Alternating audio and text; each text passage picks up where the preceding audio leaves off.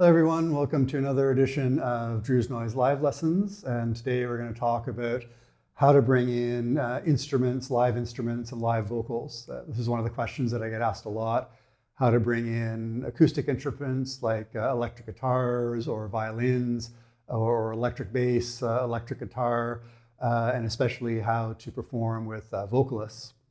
And to a certain extent, these are all the same. They're just external things that we bring into our mix, but there's also some subtle differences between those kind of things. So we'll talk a little bit about how to set up the mix, how to set up the effects, especially the gain staging, talk about sort of what it's like to play in parallel with those instruments, basically like you're in a band where you've got your live electronics with a guitarist and a vocalist, and what it's like then to integrate those live sounds, those instruments, those vocals into your setup. So one of the first things we need to talk about is levels. We've talked about level setting in our synthesizers and drum machines and patterns, but with microphones and instruments and voices, we have a different set of levels to think about. So microphone levels tend to be very quiet. Instrument levels are a little bit louder. Line levels from synthesizers and drum machines are louder still. And then modular levels are really loud. So when we're thinking about mixing, we may need to bring up the levels of the microphone and instruments and bring down the levels of the modular. And there's different ways that we can do that. So if we have a mixer like this, you can see across the top, we've got both microphone and line input.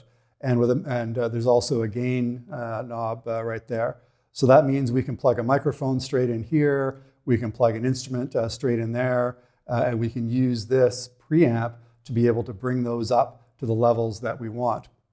If we're talking about bringing that into a modular system, we may need a module like the IntelliGel line in. Bafako also has one that has an envelope follower. Dranalog has one. There's a number of different modules that are specifically designed to bring in lower levels of audio, have a preamp to bring it up to that level. And different preamps have different colors. You can do a lot of research on that. But the key is we want to bring up the level of the instrument or the microphone itself without also boosting the background noise or background hum, some of those kind of things. So that's what a preamp is really designed to do. So once we have that there, that's relatively simple.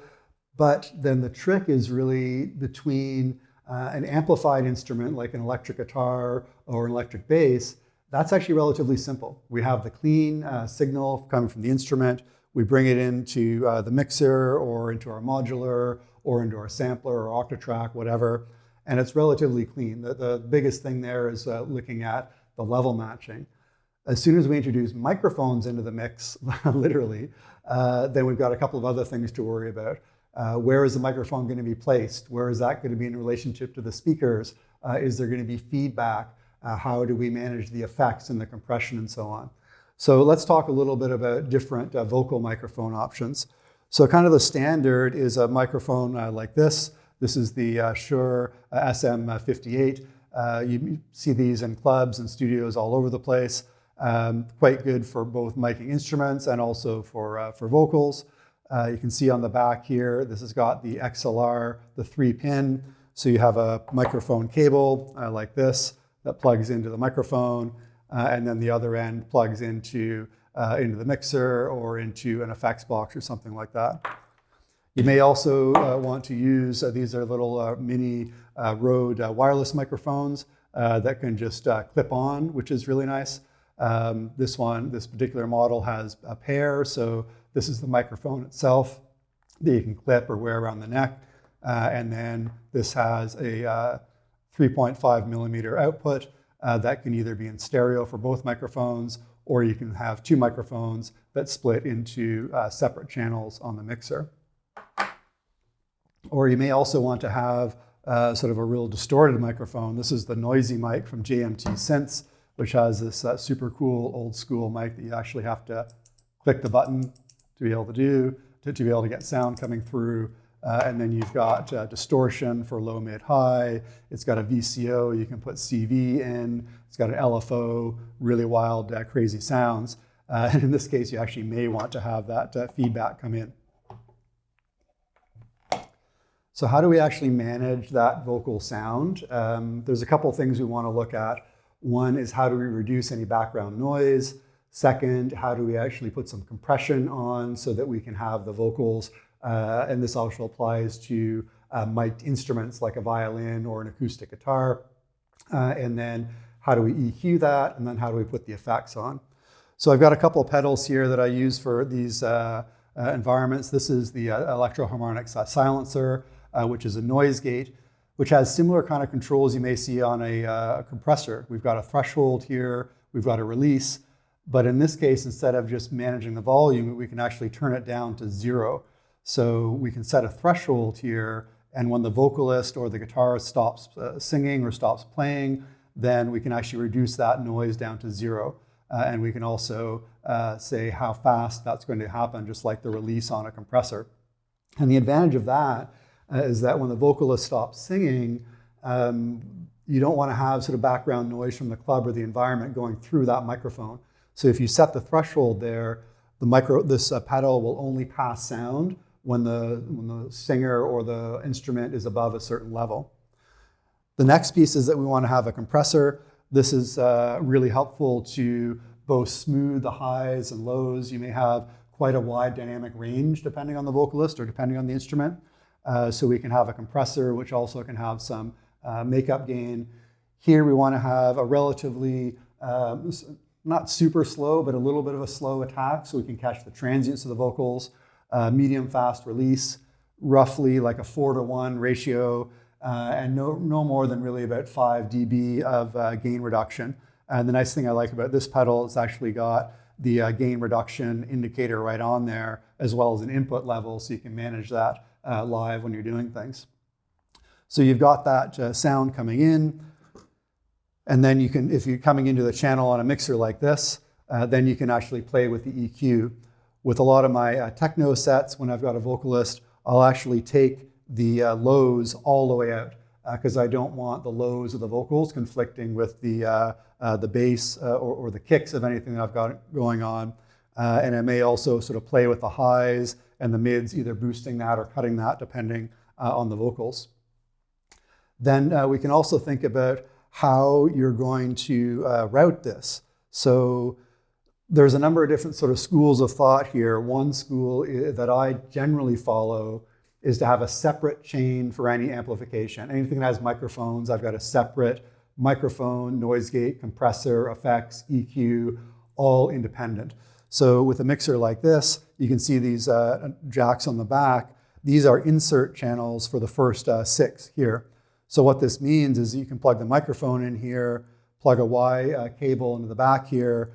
Before it goes any further, it'll send it out to an effects chain and then return back. So you could put the noise gate and the compressor. You could also put a pedal like this, which is the Old Blood Endeavor's MAW, which is actually designed for vocals. It's actually got a TRS and an XLR input here with 2 delay and reverb, chorus, flanger kind of options, and distortion as well. So all of that can be in the same chain. The other option is you can set up the delay and the reverb for the vocalist or for the instruments on an aux send, just as you would with any other delay or reverb. The advantage with that is that you're sharing it across all the other instruments in your setup, so you get to have some of that consistency of sound where the vocals are using the same reverb as the snares or your percussion.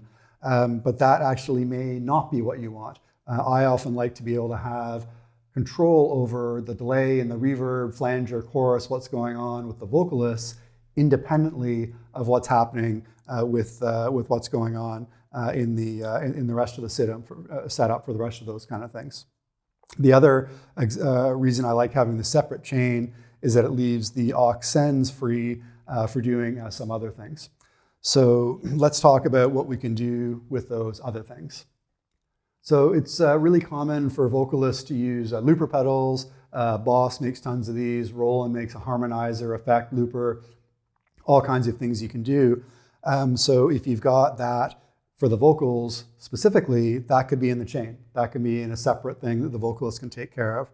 One of the things that I like to do is take a pedal like this, which is the microcosm from, the hologram, microcosm hologram, which does some amazing looping, crazy kind of effects. And if I have this on an aux send, then anytime I want, I can send the vocals into that and set up a loop. I often have one of these aux sends set to the input of the Octatrack so that I can take any of these channels from the mixer and loop those in the Octatrack, and then another aux send actually sending any of these channels into the modular, so I can put modular effects on those as well. So that gives me a lot of flexibility in how I'm actually going to integrate those sounds into the system. So this, you can have separate effects on the vocals or the instrument, but then also integrate that into the sound, which does raise a couple of things around how do the different people in your duo, trio, band actually hear kind of what's going on. So one thing with that is keeping the time. Very common to have a click track, click, click, click, click. A lot of instruments can generate that for you. Or for example, I'll play like a little clip here where you can hear that we took the idea of a click track, but actually built that into the performance, so it actually became a musical element.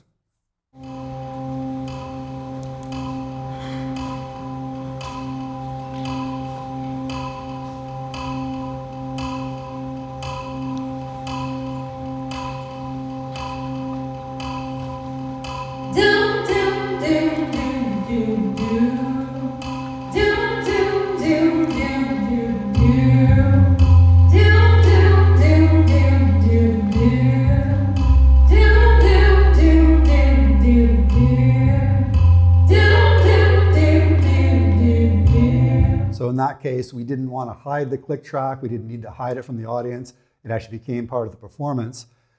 If you do want to hide that, then this is another advantage of having a separate vocal chain. When I played with Hanoi in Amsterdam and Berlin, we had it set up that she had a separate submix. So in one ear, she was hearing what was going out to the PA. In the other ear, she was hearing a click track, so she knew when to come in on the drops when we were playing some of the songs that we had released that actually had backing vocals coming from the Octatrack. We'll see she was singing live lead vocals across the top. So depending on how tight, how in sync you want to be, or you need to be, you can play with some of those options. The other thing that brings to mind is this idea of how much control does the vocalist, does the instrumentalist have compared to what you have in terms of managing the system. And there's pluses and minuses of both.